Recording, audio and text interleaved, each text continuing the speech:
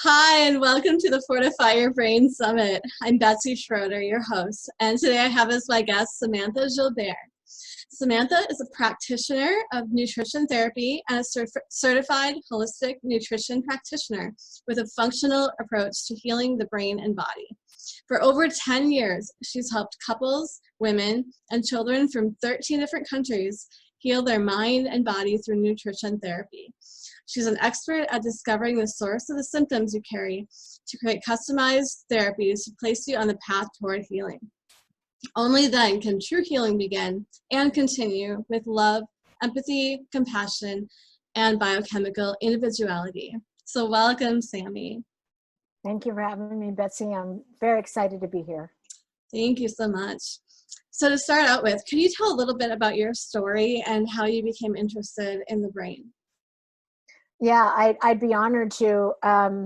This was not a path that I would have ever thought that I'd be on, working, specifically with food. And of course, I also work with what we call nutrient therapy, because I had such a dysfunctional relationship with food for most of my life that it's just interesting I'm in this space today. But basically, I spent most of my life suffering from severe depression, very high anxiety, and also an eating disorder. So I had a lot of OCD around food and my body.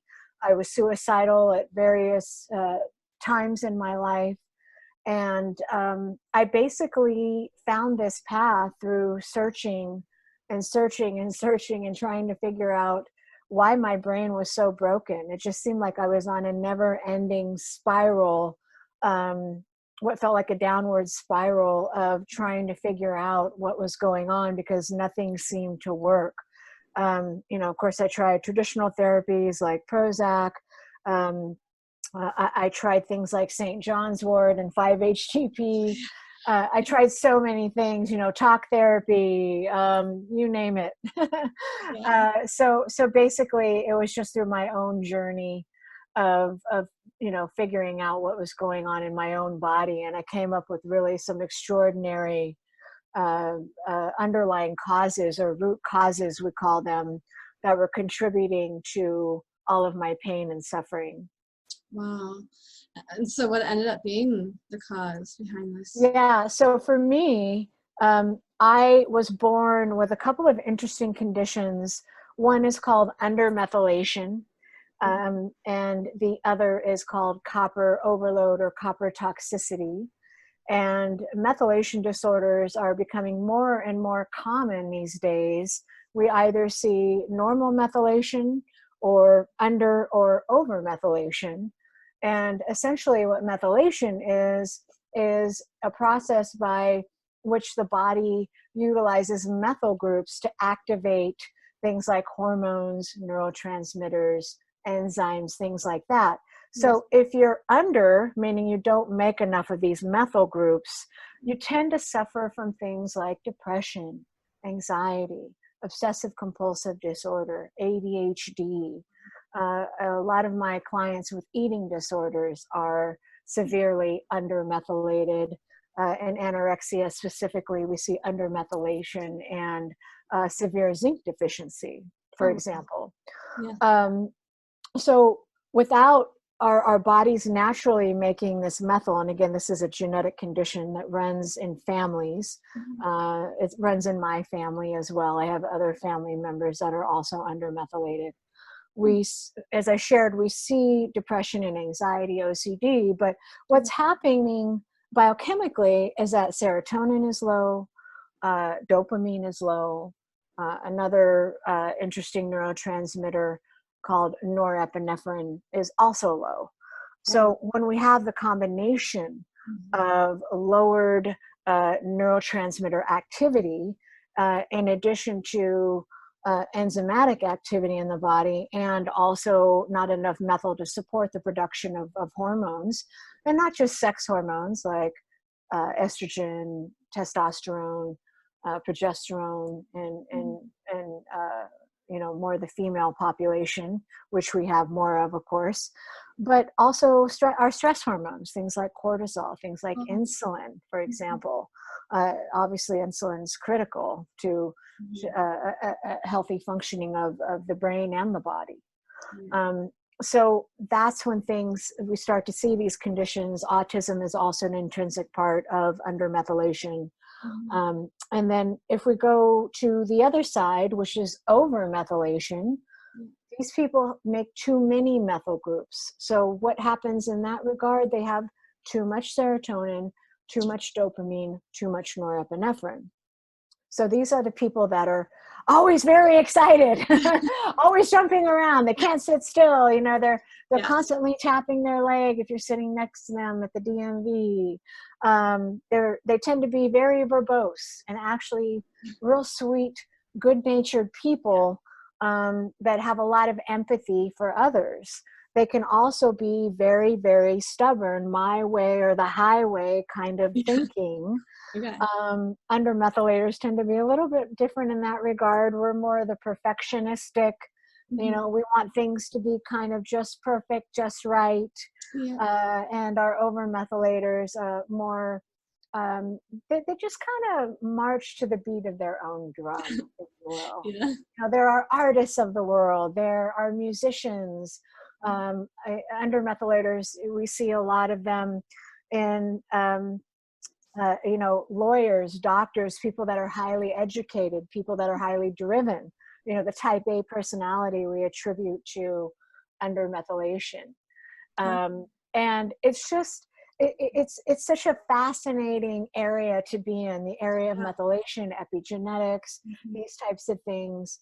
But they're very much impacted by our environment. It's a genetic condition, but our environment, what we're exposed to, if we've been traumatized in our lives, that impacts our DNA and how methylation operates as well. So, which is the science of epigenetics. So there's a lot at play there. But that's just kind of a simple overview of what methylation is. Copper, on the other hand, when copper gets out of control, when we see toxic levels, what's happening is the body is not metabolizing copper in the way that it should. In a normal, healthy body, we eat copper-rich foods like our nuts and seeds, our dark chocolate, seafood things, certain types of seafood and shellfish, things like that. The body just metabolizes it, utilizes it, and it gets excreted. No big deal. But in those of us that have an inability to metabolize copper, it builds up in the body and it impacts the brain, because what happens is copper lowers dopamine and increases norepinephrine in the brain, and that causes a lot of excitability, a lot of hyperactivity. A lot of the children that I work with that are very, very hyper, that have ADHD, are also copper toxic, and copper is also a big part of autism.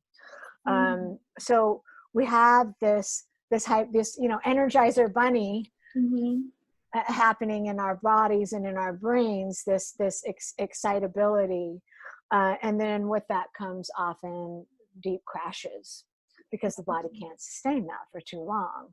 The interesting thing about copper is that it has a very intimate relationship with estrogen. So a lot of my female clients that are copper toxic can't tolerate any kind of birth control. The copper IUD also is a big no-no.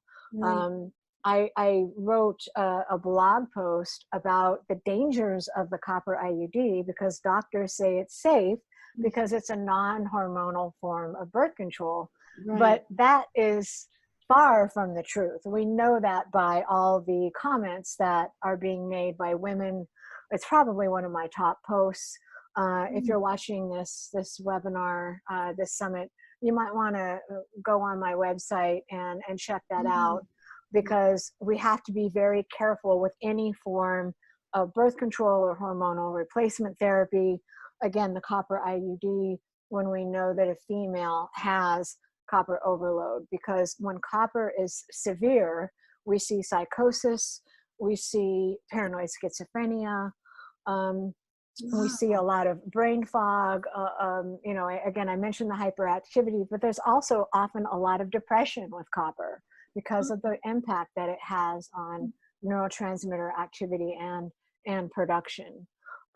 So I was born with both of these conditions. I'm sure you can imagine I was kind of a train wreck for a long time.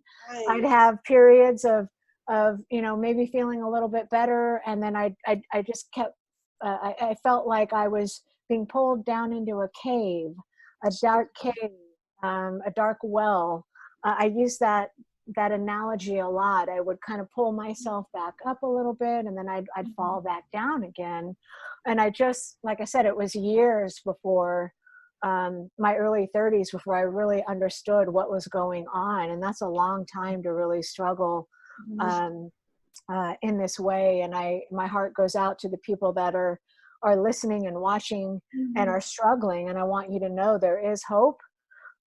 We know so much more than we did even 5 years ago about brain chemistry, about how these types of things impact the brain and the body, because there's definitely a physical component.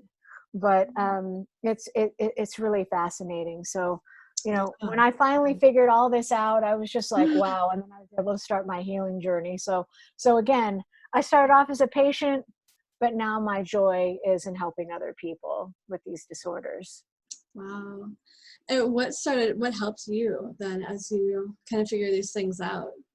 You mean what helped me, like nutritionally? What did I do? Or just figuring that out and then figuring out what you could eat or not eat, that kind of thing, nutrients. Yeah, great question. So testing is really key with all of these disorders. So I, first and foremost, I have a thorough intake. I spend about an hour to start with an individual with that first initial consultation, and then always order labs. In the functional world, we have this saying, test, don't guess. I don't think that you need labs for everything. I think you can certainly go overboard in that area because there's a lot we can learn just with a thorough intake and the skill to be able to pinpoint, certain things that you see as a result of symptoms.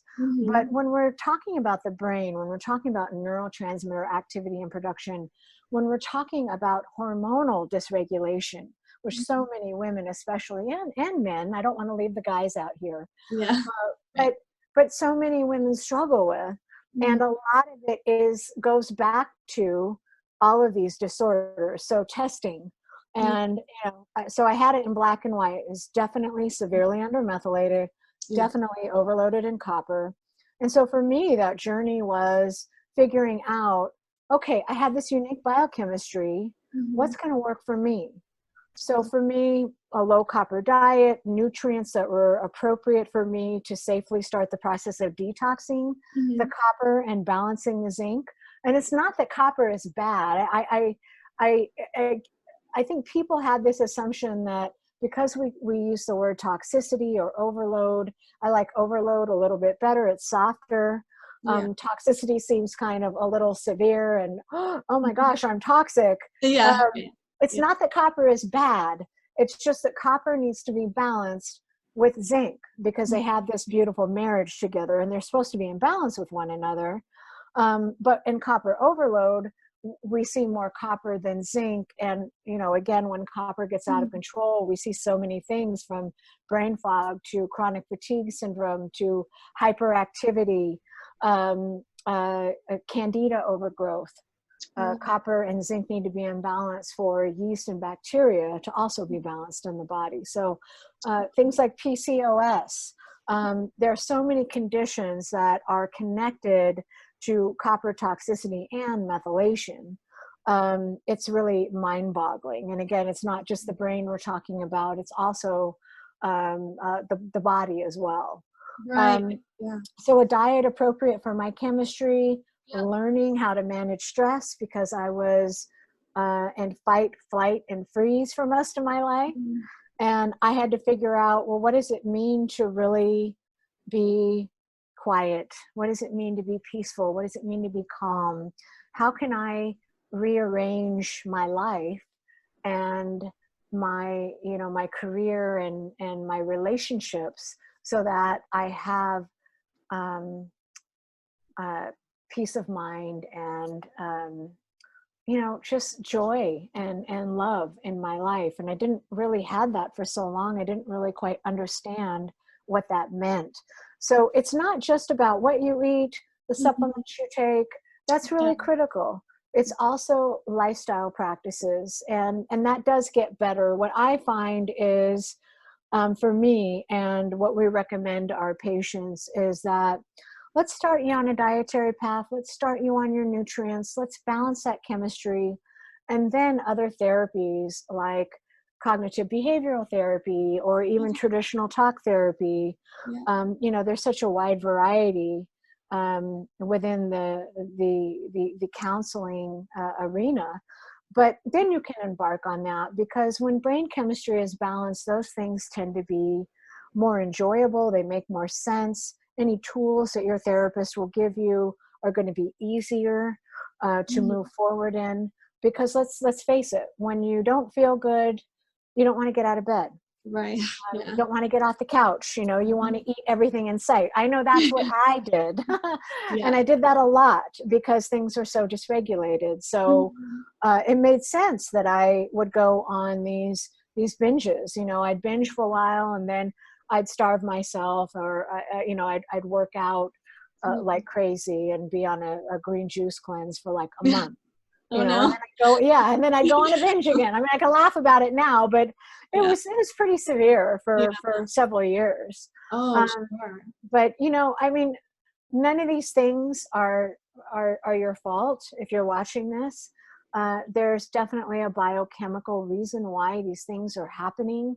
There's no shame. I know I held on to a lot of shame for many years in my life, and that's where counseling is really helpful. That's where a good therapist, because I'm a big fan of therapy, can be really, really helpful. So I would encourage people to think about things kind of with that progression in mind, because I have found that to be really therapeutic. Yeah. Do you find that stress kind of makes all of this worse, or like sets Oh, it yeah. off? Yeah, definitely. I work with actually a stress disorder called pyrrole disorder or Okay. pyroluria, which is a deficiency in zinc and vitamin B6, both nutrients that are critical and healthy, critical for a healthy brain. Yeah. Um, Pyrroles are little molecules that we excrete in the urine, and we all have them. It's a normal, part of being human. Mhm. For the average person, it's no big deal. They just excrete them out, no big deal. But in pyrrole disorder, which is also often genetically inherited, not always, but often, mostly in Northern European people groups, people with light skin, Oh, light eyes, light hair, yeah. Irish, English, Welsh, Scandinavian, those types of people groups. Mhm. Um, what happens is that these pyrrole molecules, they latch onto zinc and vitamin B6 and pull them out of the body. That's what pyrrole disorder is. That's what they Mhm. do. There's also an intolerance to omega-3 fatty acids. So the general consensus that fish oil is for everyone and Yeah. that everyone needs to be on fish oil, no, that's not accurate. Wow. Fish oil is actually inflammatory for people with pyrrole disorder. So I think that's really important for people to know. Right. There's no such thing as one size fits all and anymore. Not diet. Mm. Vegan diet might work for one person, be detrimental for another person like myself. Right. We have to honor the uniqueness of the individual, the biochemistry of the individual. Mhm. And yes, stress is a big part of, or a trigger, I should say, an Mhm. environmental or an epigenetic trigger for a lot of these disorders. Now, does stress cause these disorders to occur? No, but it can be a trigger, like a loaded gun just waiting to go off. And once that trigger is pulled, we see a cascade of things happen in the body Mm. that make the body um, unable to tolerate even the smallest amount of stress. So if you have a family member, a loved one, a friend that is struggling, and you notice that they just seem to really be on edge or go off at the Mm. littlest thing. Oh, yeah. We hear the term drama queen a lot. I don't like that term, but I still hear it a lot. I want you to rethink that. I want you to think that maybe that individual, that loved one, might have a biochemical imbalance. They might have pyrrole disorder if their moods are really severe. We often see rapid cycling bipolar disorder or rather pyrrole disorder as an underlying factor in rapid cycling bipolar disorder when pyrroles are really high. And pyroluria is actually tested by a urine test. The other conditions I work with, we utilize blood work. I also work with hair tissue mineral analysis, things like that. And then if we're looking at the gut, we have other tools for that as well. But I think it's really important, especially now that we're seeing more and more of these disorders. Again, autism has risen exponentially. ADHD, OCD, eating disorders, all of these things are on the rise. And we've got to ask ourselves the question, well, why is this on the rise? What is going on in our world and in our environment?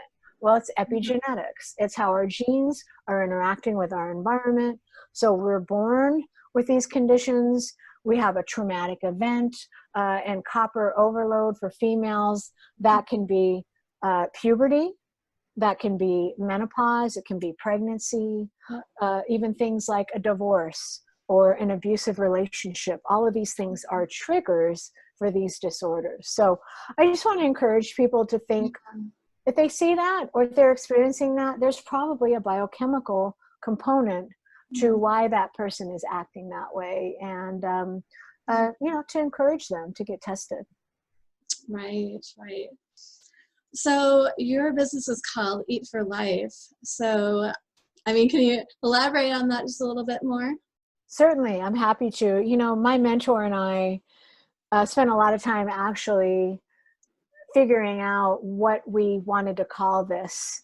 And it just made sense because I really, let me back that up. I never knew, and most of my clients and patients and the people that I work with never really know what it feels like to feel good in their bodies. Never really know what it feels like to just be happy for no reason, to be joyful, to have good energy, to sleep through the night and to wake up and face the day, with again, joy and excitement for the day. I never knew what that felt like. And so I really wanted something that encompassed, kind of like, the concept of bread of life. That's something that is actually out of the Bible. But I wanted people to be encouraged. I wanted them to know that they don't need, that healing is always possible. And that although I think that suffering does have its purpose, I do not believe that people are meant to continuously suffer and suffer and suffer. So I really wanted people to be encouraged by Eat for Life and to see food and nutrients as medicine, as healing for the spirit and the body and the spirit and the soul. Absolutely. And what are a couple of things that you do on a regular basis to fortify your brain? Yeah, that's a great question. So I am a big fan of sleeping. I'm always kind of, nudging my clients, encouraging them to be in bed by about 9:30, 10 o'clock at the latest. I know for a lot of people, especially my night owls that have pyrrole disorder, because that's a part of pyrrole disorder to be a night owl. I know that's hard. So no judgment, but sleep is important. So sleep, I eat a diet that's appropriate for my chemistry. I do take my nutrients every day. I'm very compliant. And I have learned, with the help of good therapists and coaches in my life, how to manage stress, what to do when I'm triggered. I have tools now that I didn't have before. So it's really, it's that lifestyle approach that I teach and the people that I serve and that I work with. But again, it's it's bio individual. So what works for me isn't going to work for another person, but there are non-negotiables that absolutely I think people need to be mindful of. And that is, if we're looking at the diet, things like gluten, dairy, and sugar, those are the three big Right. ones. And then, of course, the lifestyle practices. How are the relationships in your life?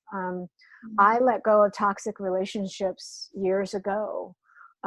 There was a period in my life where I constantly was finding myself repeating patterns of just unhealthy relationships Yeah. and what was modeled for me. And when I finally saw that pattern for what it was, I was able to take a step back and go, okay, I need to spend some time alone and figure out why I keep getting into these patterns.